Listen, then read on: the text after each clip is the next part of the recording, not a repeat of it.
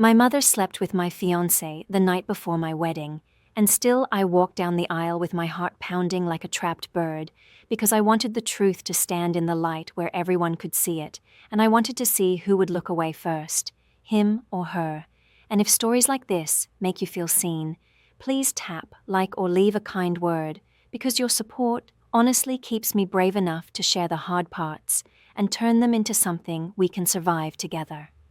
I'm Claire. I'm 35 years old, and I used to think love was a safe room you could lock from the inside, until I learned that sometimes the people who smile the widest are the ones searching for the spare key you forgot under the mat. The morning of my rehearsal, I woke to the soft shimmer of a life I had curated piece by piece, a white satin dress hanging like a quiet promise,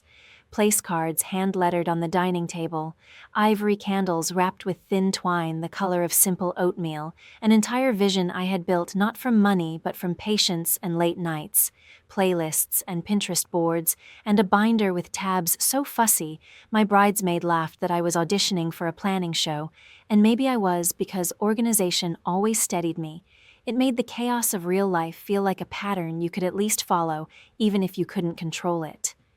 I loved the way the house smelled like peonies and fresh coffee, the kitchen counters dusted with powdered sugar from the test batch of lemon cookies my Aunt Joan had insisted on baking at dawn, the little clink of glass vases as I nudged them straight, the soothing rhythm of tasks that told my nerves to sit and stay. In my mind, marriage meant shared mornings like this, gentle and ordinary, the kind of days that don't make it into photo albums but hold everything together anyway. And Michael, my fiancé, had always said I made the ordinary feel like a gift, which I tucked away like a compliment you keep in your wallet for tough days, because who doesn't want to believe that someone sees you as the gift they waited for? I wish I could say there were no warning signs, that I went blindly toward the edge without any prickle of air changing, but tiny things had gathered the way dust gathers in corners you keep walking past. Just a little too much charm from my mother when she teased him about his cufflinks, a glance that lingered 2 beats longer than politeness requires, her sudden interest in the woodworking videos he liked, the way she asked about the gym we went to as if she might join for the elliptical machines, though she never lasted a week at anything that didn't place her at the center of attention.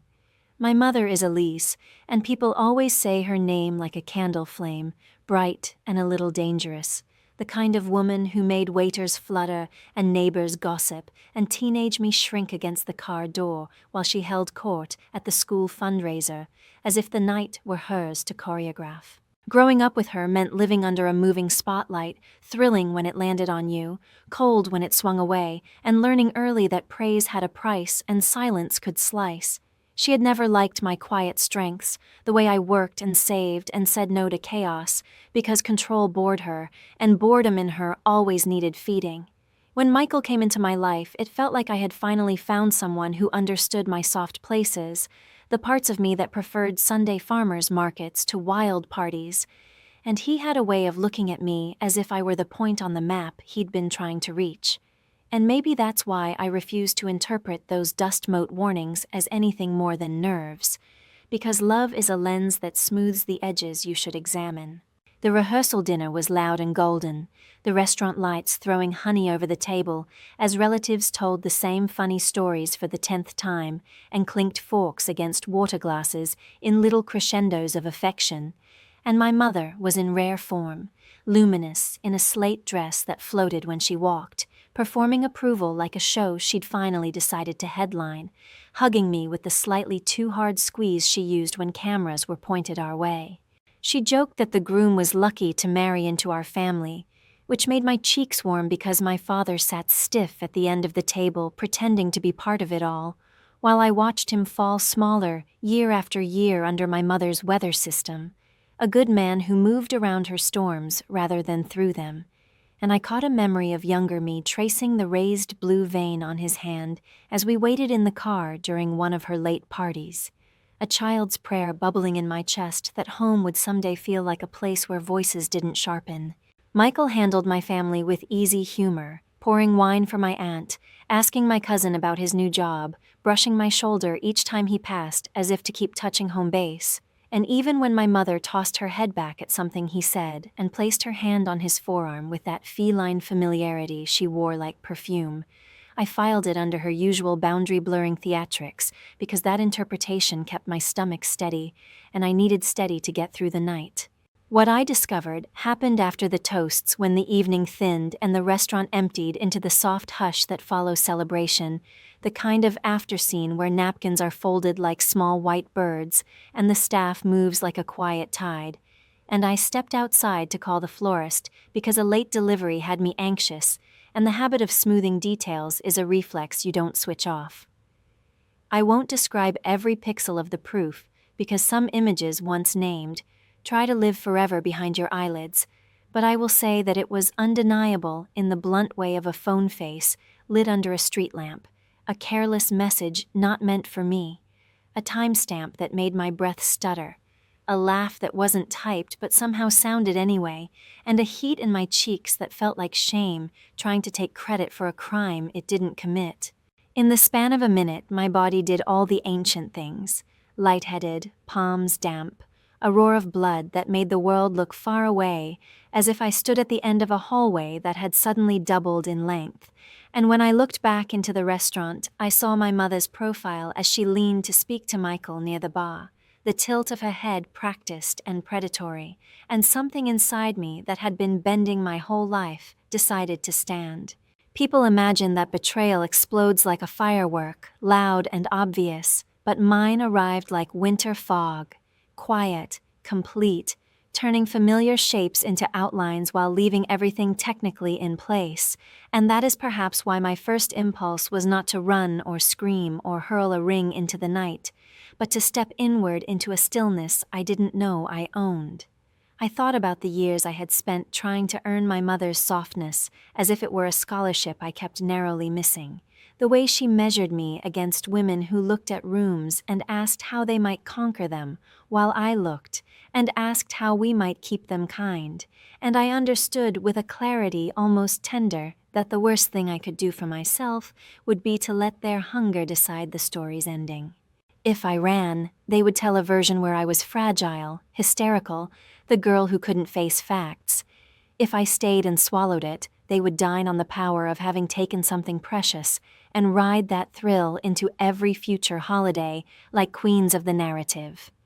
But if I walked exactly where they expected me to walk and chose my moment with care, I could place the truth where they could not rearrange it, not in whispers, not in my kitchen, not in my phone,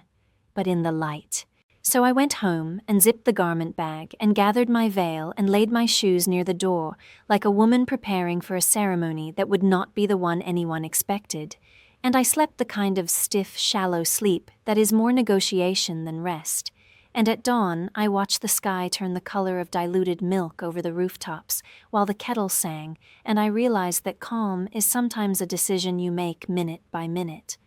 I wrote a few lines on an index card I tucked into my bouquet, not because I needed a script, but because holding words in my hand steadied the tremble in my chest, and I called my best friend Isla without telling her anything real, only asking if she could meet me early at the church to help with buttons, which she agreed to with the quick warmth that has been our language since college, when we shared ramen and job fairs,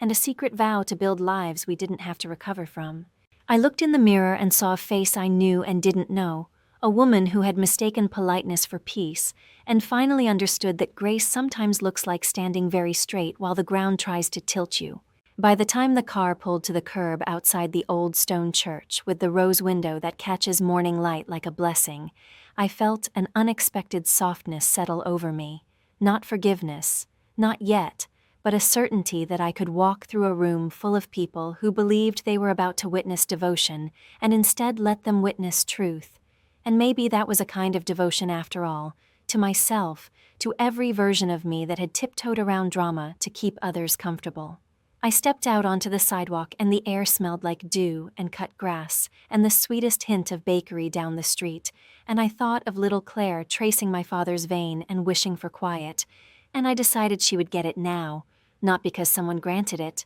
but because I would claim it. So yes, my mother slept with my fiancé the night before my wedding. And yes, I still chose to walk down that aisle, not out of denial or weakness, but because I had a plan stitched into my bouquet and a steady fire in my chest. And when the music began and the doors opened and everyone turned, I lifted my chin and took the first step toward the life I would choose for myself. A life that would begin not with vows, but with a microphone and the kind of truth that does not break you when you speak it aloud. I grew up in a house where attention was currency and silence was punishment, where my mother Elise treated every gathering like her personal stage and every family member like background props whose only job was to clap at the right moments. And I learned early that love in her world was conditional, given only if it could feed her vanity or make her shine brighter in the eyes of strangers.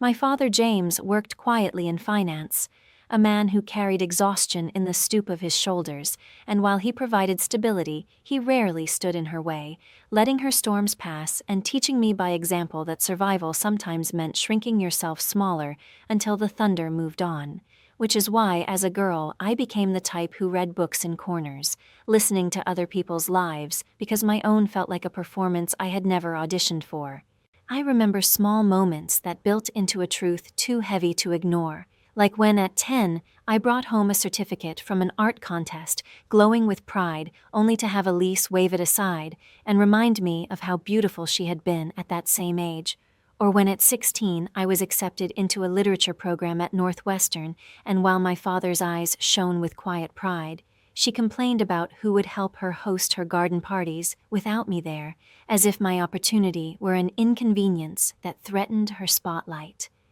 These moments might sound trivial from the outside, but when you live them, they pile one on top of another until they weigh down your sense of worth, until you start believing that no matter how much you achieve or how brightly you glow, someone else will always find a way to dim your light. When Michael came into my life years later, I thought I had finally found someone who saw me for myself and not for the image someone else wanted me to be, a man who built houses that emphasized light and safety, who laughed with an ease that felt like sunlight, who spoke to me in quiet tones that made the chaos of my past feel far away. And for a time I truly believed I had escaped the cycle Elise had woven around me. But my mother did not celebrate my peace. She poked at it with barbed compliments, teasing me about whether I was enough for him, showering him with attention that was just a shade too polished, the kind of sweetness that made my skin prickle because it always hinted at something sour underneath, though I silenced those instincts because confronting them meant admitting I might still be her pawn. Even now I wonder how differently life might have unfolded if I had trusted those quiet alarms inside me. If I had told Michael that my mother's charm was not warmth, but a predator's trick. If I had stood taller the first time she brushed his arm with a smile too soft to be maternal. But children raised in shadows learn to mistrust their own senses, and I convinced myself I was imagining it, that no mother would ever dare step so low, and no fiancé would ever betray so deeply. I see now that the betrayal on my wedding day was not born overnight. It was the final act in a play she had been directing since I was a child, and Michael simply walked onto the stage she had prepared for him. Yet what neither of them understood was that all those years of endurance had built in me a strength they could not measure, a strength that would rise when I chose to pick up the microphone and let the truth be heard. The night before my wedding was supposed to be filled with laughter and clinking glasses, last-minute jitters softened by champagne bubbles and warm embraces, the kind of golden memory brides carry like a charm into the rest of their lives. Yet for me, it became a night carved into my skin with a blade of betrayal so sharp I still feel its echo when I close my eyes. The rehearsal dinner unfolded in a glowing restaurant downtown, the kind with brick walls, strings of lights woven across the ceiling, the air perfumed with roasted garlic and polished wood, and my family filled the space with chatter and glasses raised in toast, their voices weaving into a warm tapestry. I tried to wrap around myself, though something in me already sensed a loose thread waiting to unravel. My mother sat near the center of the long table, dressed in slate silk that shimmered under the lamps, her laughter louder than anyone else's, her arm brushing against Michael's as if by accident, yet staying there a beat too long. And though my cheeks burned, I told myself it was nothing, that I was imagining shadows where there was only light, because to name the suspicion would be to poison the entire night. I remember how Michael leaned toward me with his easy smile, the one that had always calmed my restless heart, and whispered that everything was perfect, and for a fleeting second, I let myself believe him, soaking in the comfort of his voice as though it could protect me from the storm gathering in the corner of the room.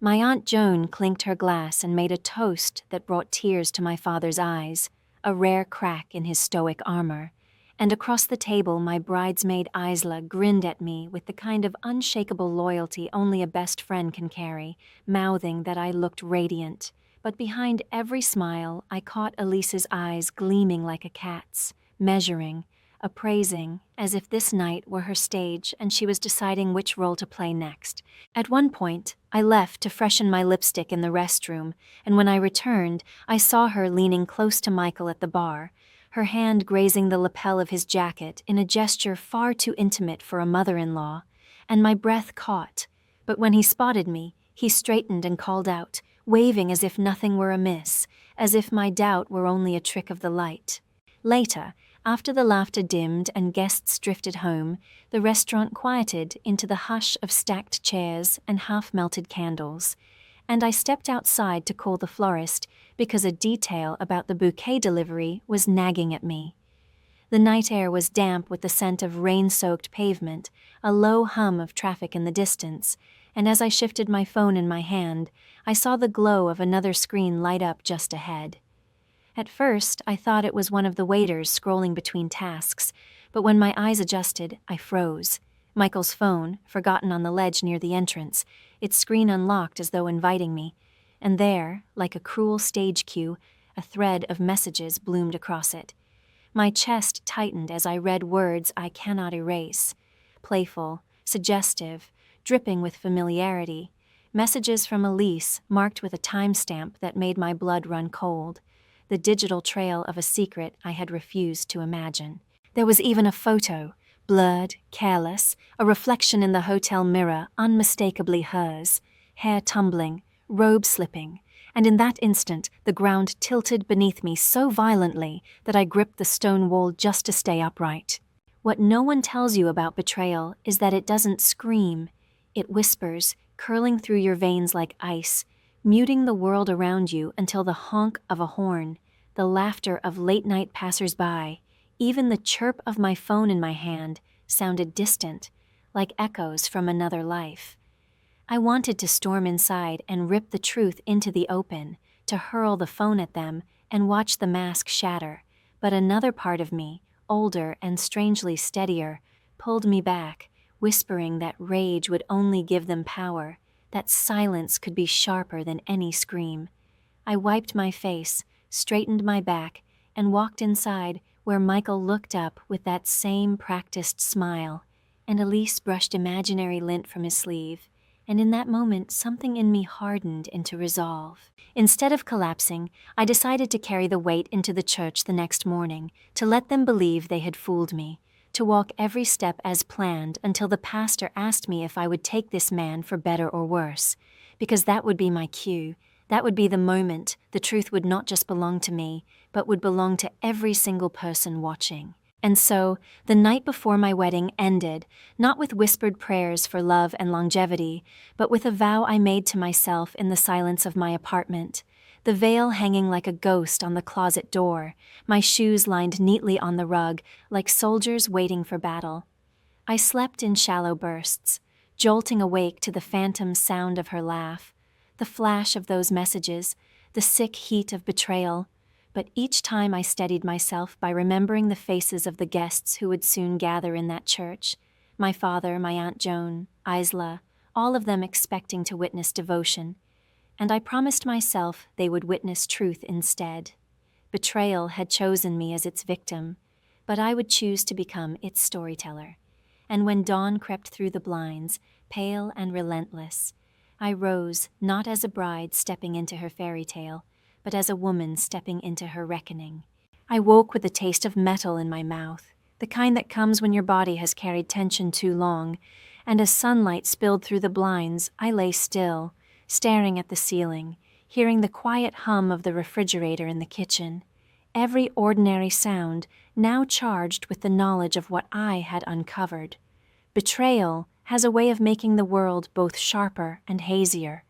The edges of things cut deeper, yet the whole picture feels smudged, and as I slid out of bed to start the day of my wedding, I felt as though I were stepping onto a stage I no longer believed in, knowing every line of the script had been poisoned, yet instead of running, instead of calling it off, instead of detonating the bomb in the middle of the night, I chose silence. And in that silence, I discovered a strange kind of power, the kind I had never felt in all the years of bending under Elise's demands, because this time I held the truth and they held only the performance. I moved through the morning like a woman possessed by calm, sipping bitter coffee that steadied me, brushing my hair until it gleamed like a helmet, laying out the white dress across the bed like an artifact, each motion deliberate and slow, because control was the only weapon I had, and I would not waste it. Isla came by early as promised, chattering about bobby pins and makeup palettes, her cheerful voice wrapping around me like a lifeline, and though she noticed my quietness, she assumed it was nerves, squeezing my hand and promising I would glow like a movie star.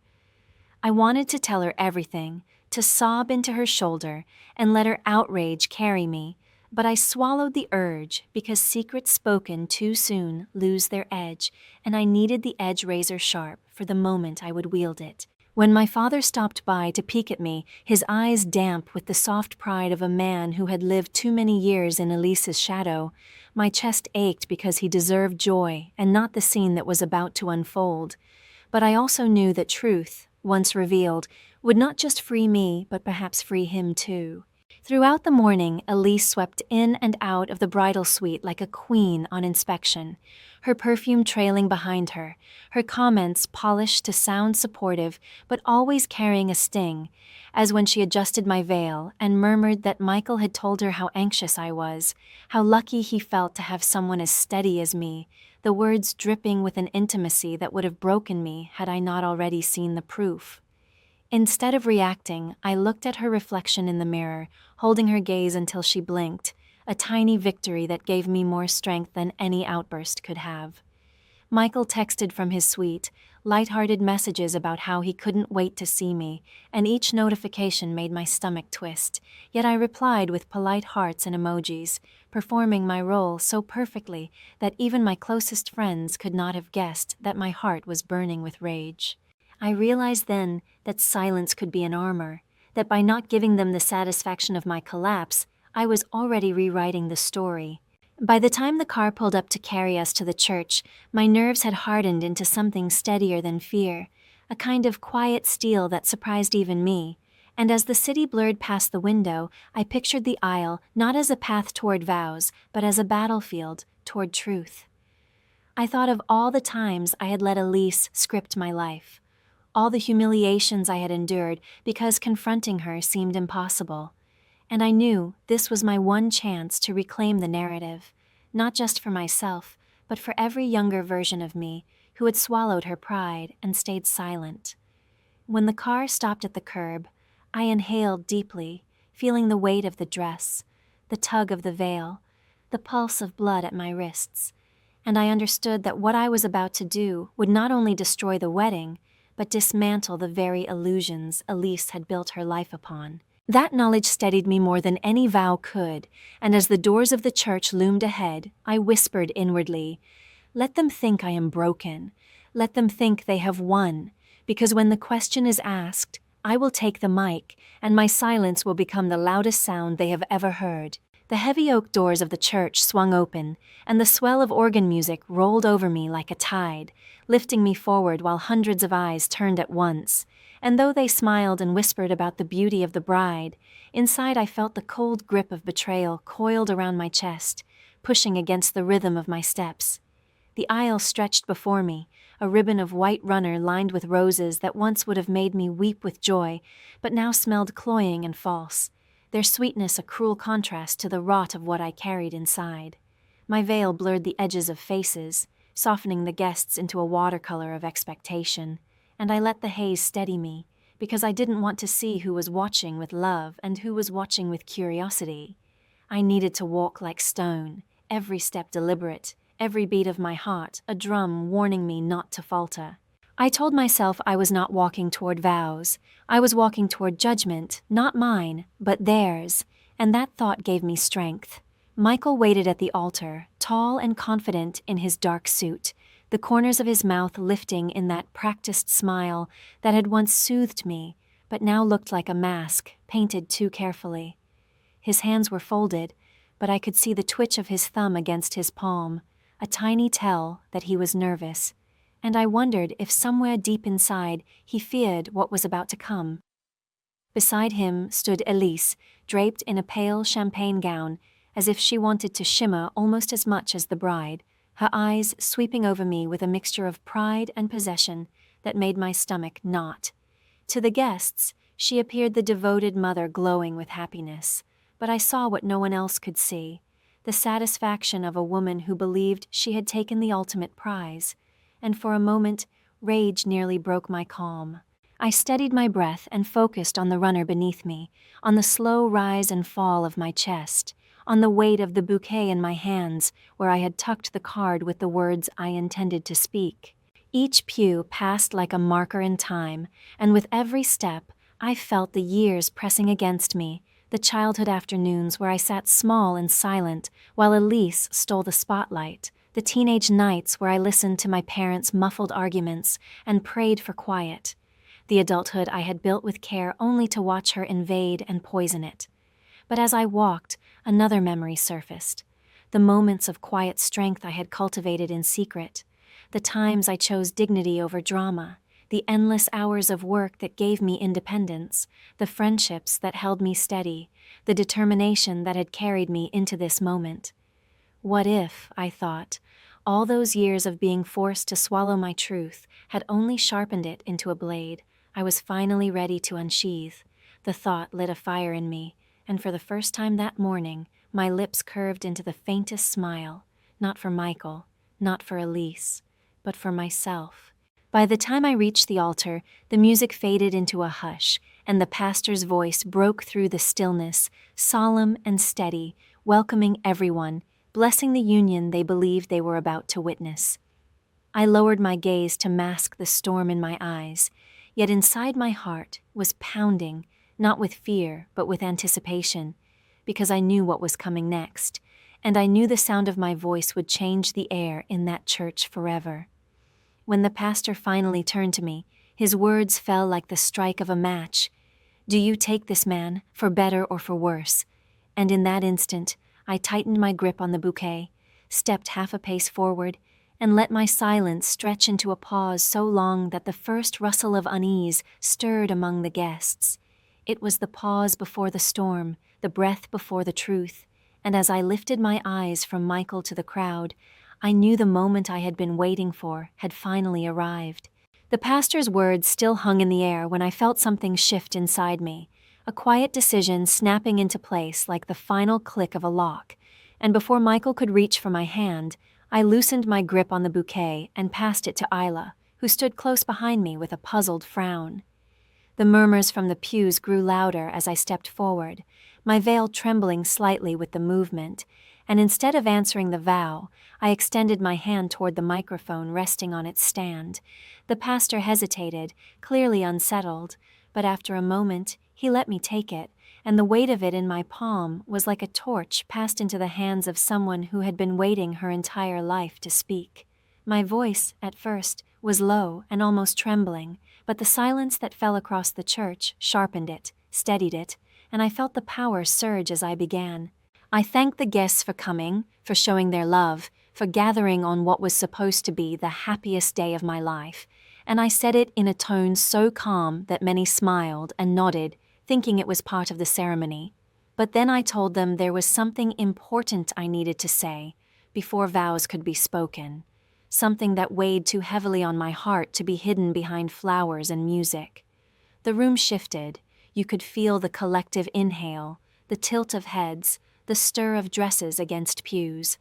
I let the pause linger, long enough that even Elise's confident smile faltered, long enough that Michael's eyes darted toward me with the faintest edge of panic. As I spoke, I told them that love without honesty is not love at all, that a marriage built on betrayal is not a marriage but a cage, and that while today had been planned to mark the beginning of a union, I could not walk into it pretending blindness to the truth.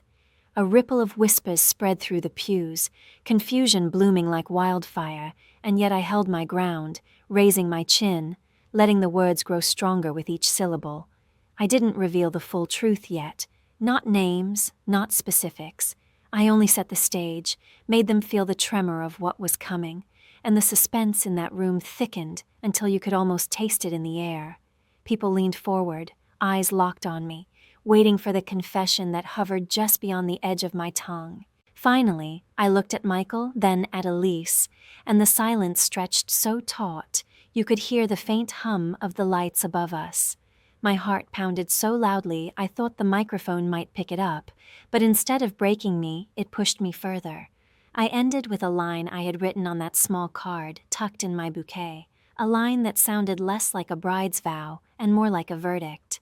Before I promise forever, I need everyone here to know what happened last night.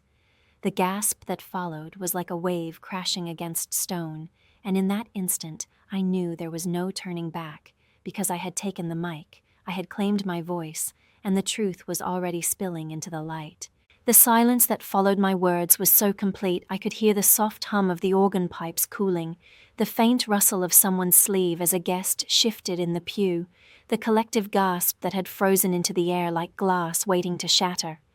My chest rose and fell slowly, but inside I burned with a fire that no veil could hide, and when I finally raised my head and let my eyes sweep over the sea of faces, I saw disbelief written across them, wide eyes, parted lips, fingers pressed against mouths. Yet I did not flinch, because this time the truth was my armor, and their shock only gave it weight.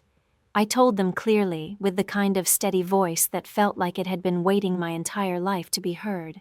that while they had gathered to celebrate love, they were in fact witnessing betrayal.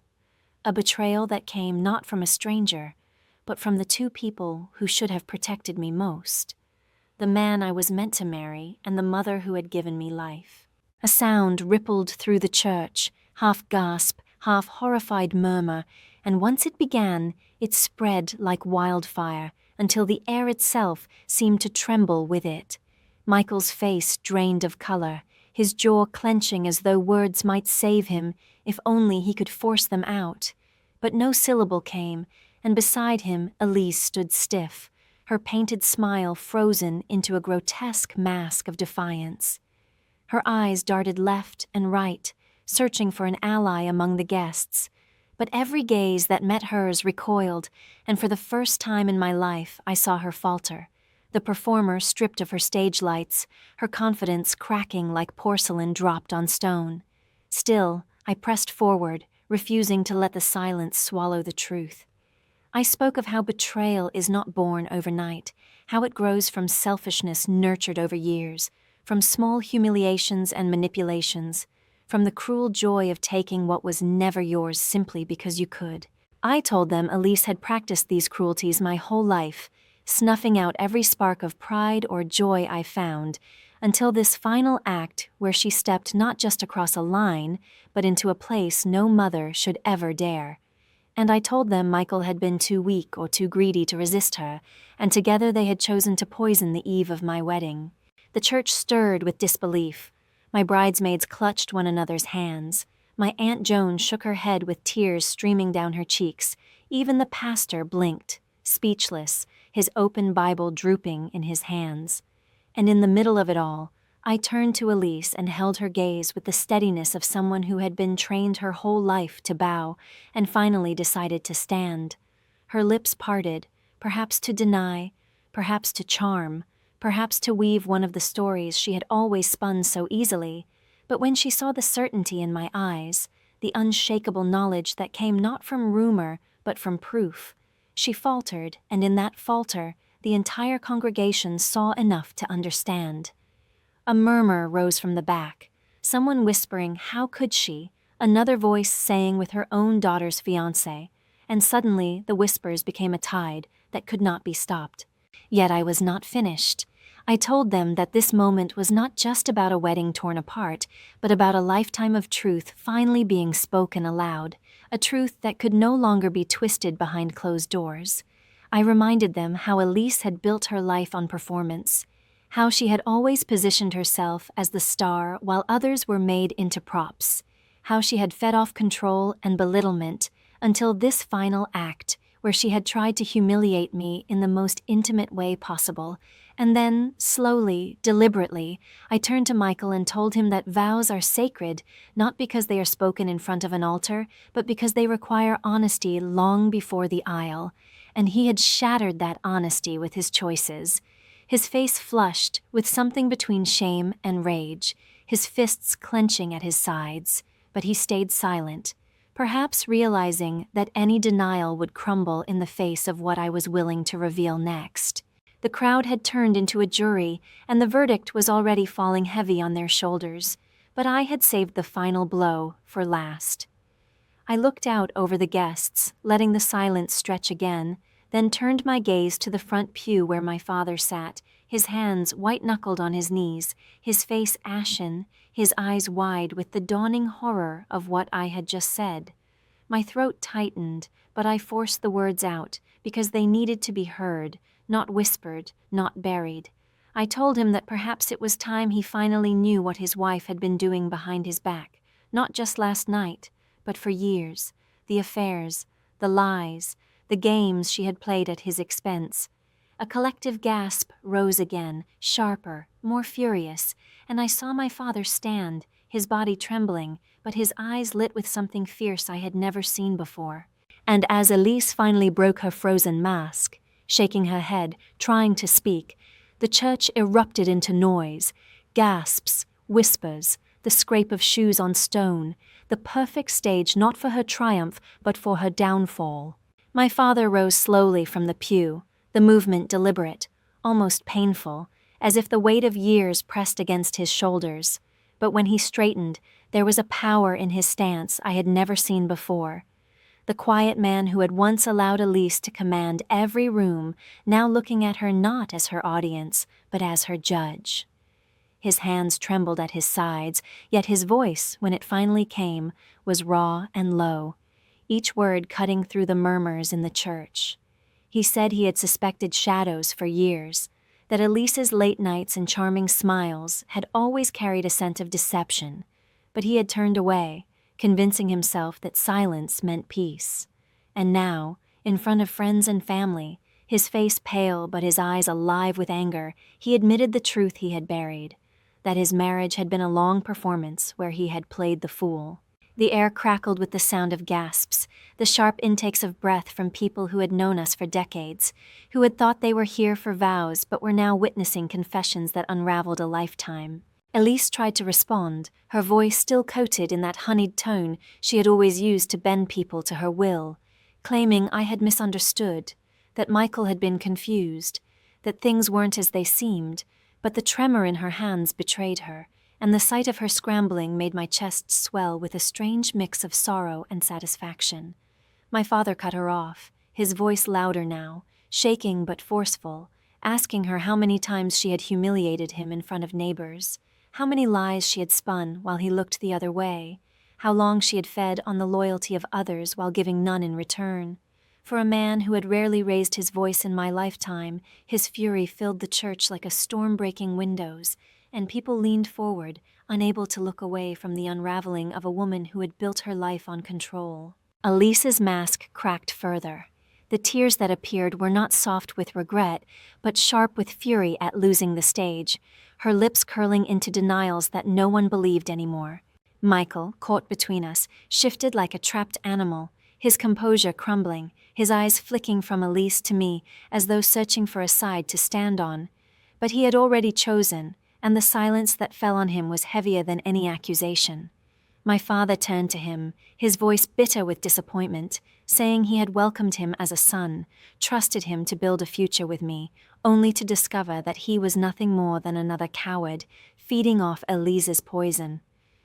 The guests gasped again, some shaking their heads, others whispering furiously, and I saw my bridesmaids clutching each other's hands as if to hold themselves steady. The pastor closed his Bible softly, stepping back, as though even he knew the ceremony had turned into something beyond holy words, something primal and raw, a cleansing that could only come from truth laid bare. For once, Elise's power was gone. She stood exposed in front of everyone she had ever tried to impress, and not a single soul moved to defend her. I felt something shift deep inside me then, as though the weight I had carried since childhood, the silences, the humiliations, the endless bending, finally slid from my shoulders, leaving me standing taller than I had ever been. My father looked at me, and in his eyes I saw not just the pain of betrayal, but the pride of a man watching his daughter do what he had never been able to do, break Elise's grip. The church was a storm of whispers and stares, but at its center I was calm, steady, no longer the girl shrinking in corners, but the woman holding her ground. I told them all that while this day would not end with vows of marriage, it would end with a vow of truth, that I would no longer allow betrayal to live in silence, and that sometimes destruction is the first step toward freedom. The crowd sat stunned, some nodding, some weeping quietly, as Elise stood broken and Michael silent, and my father beside me at last, not as a shadow, but as an ally. And in that moment, I knew the final break with my family had come, but it was not my loss. It was the beginning of my liberation. The days that followed were a blur of whispers and ringing phones, of sympathetic messages flooding my inbox and curious neighbors peering from behind curtains, the scandal spreading through the community like wildfire until I could no longer step into the grocery store without feeling eyes on my back.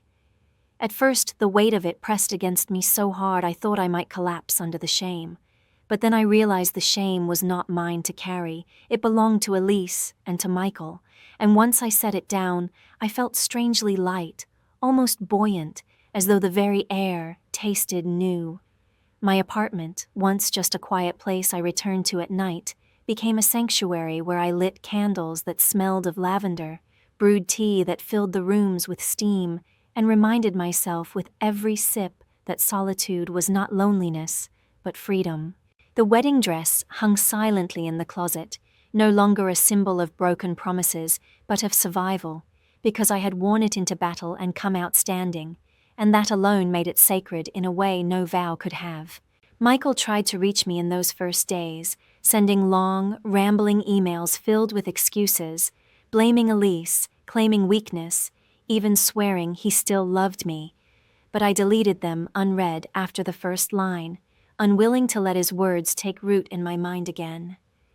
Elise, too, attempted her old games, phoning me with a trembling voice that swung between denial and attack, insisting I had ruined her reputation, that I had humiliated her as if I were the villain in the story she had authored, but I hung up each time without speaking, and with every silence I chose, I felt stronger, as though my refusal to engage was the sharpest revenge of all.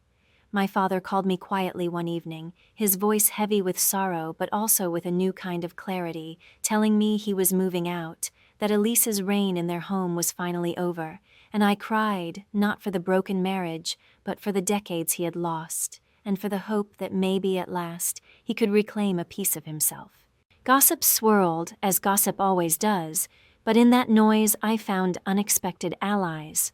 Old friends reached out to tell me how proud they were of my courage. Colleagues whispered admiration in hallways, and even strangers online left words of encouragement after hearing fragments of the story, reminding me that my pain had echoed into others' hearts and turned into something healing.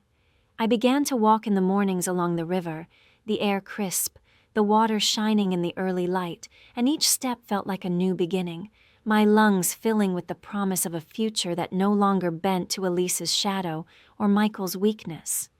I thought often of the girl I once was, the one who read books in corners to escape the noise, and I wanted to tell her that she had grown into a woman who no longer needed hiding places, because she had built a life where her own voice was the loudest sound. It was during one of those walks that I made a decision to travel, to see the world not as an escape, but as a claiming of space I had always denied myself. I booked a ticket to Italy, a place I had once dreamed of visiting but shelved away because Elise dismissed it as cliché and Michael wanted tropical beaches instead. I smiled as I clicked confirm, because this time no one else's opinion mattered. The ashes of my wedding day still clung to me, but they no longer felt heavy. They felt like the soil from which something new could grow. And as I folded the confirmation email into my folder of plans, I realized that the story was no longer about what had been stolen from me. It was about what I was finally taking back piece by piece, step by step, until the life ahead was entirely my own. In the weeks that followed, the ripple of what had happened in that church never really faded, it only widened. And while at first I feared it might drown me, I came to see that it was carrying Elise and Michael far away from the safety they had once taken for granted. Michael's firm dropped him from a major project after whispers of his affair reached investors, and the promotion he had bragged about for months vanished overnight. His polished reputation as a dependable young architect crumbled into dust. And when I passed his name in conversations at the cafe, or saw it in the local paper, it was no longer spoken with respect, but with pity and scorn. Elise, once the sparkling centerpiece of every social circle, found herself uninvited, ignored, and shunned. Neighbors who once adored her charm now crossed the street. Her friends stopped answering her calls, and even the charity board she adored quietly asked her to resign. For the first time in her life, she wasn't the star, she was the scandal, and nothing could wound her pride more deeply than being excluded from the very spotlight she had lived for. Meanwhile, my father surprised everyone, perhaps even himself, by moving into a small condo downtown with nothing more than a suitcase and a few boxes of books, and in that new space he seemed to bloom. He called me often, not with the heavy sighs of a man weighed down by Elise's drama, but with the tentative excitement of someone rediscovering himself, telling me about a cooking class he joined, about evenings spent at the library,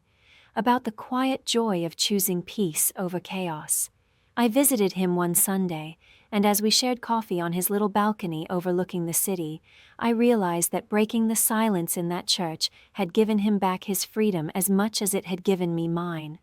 For the first time, our conversations felt like two adults meeting as equals, no longer orbiting Elise's storm, but standing on solid ground together, and it filled me with a bittersweet pride. As for me, I carried no ring, no husband, no traditional ending that many might have expected, but what I carried was something richer, a sense of self I had been denied my entire life. Italy became my first destination, and I wandered cobbled streets with gelato in hand, watched sunsets from bridges over the Arno, sat in cathedrals where no one knew my name, and felt a serenity that was mine alone.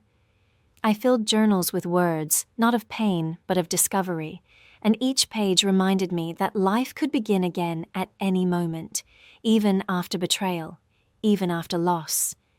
When I returned home, I poured that energy into my work, into friendships that had always sustained me, into building a future that needed no validation from those who had once tried to diminish me. Looking back, I see now that the day which should have marked my wedding became instead the day I was reborn, not as someone's bride or someone's daughter, but as myself, whole and unbroken, standing in the light of my own truth. Justice had come not in the form of punishment I delivered, but in the consequences they could not escape, because lies cannot live forever in daylight, and those who thrive on control collapse when the audience finally walks away.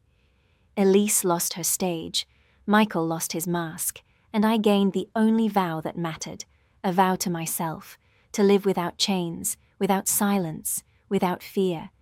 Sometimes the worst betrayals free us from the tightest prisons, and though my story began with pain, it ends with peace, a peace I earned step by step, word by word, truth by truth. And if this story touched you in any way, if it made your heart ache or gave you even a spark of strength, I'd love for you to take a moment to support me here. Hit that like button, leave a comment sharing what you felt, maybe even tell me if you've lived through something similar, and don't forget to subscribe so you won't miss the next story. Your support is what keeps these stories alive. It means more than you know, and every single click and word from you feels like a hand reaching back to remind me I'm not alone.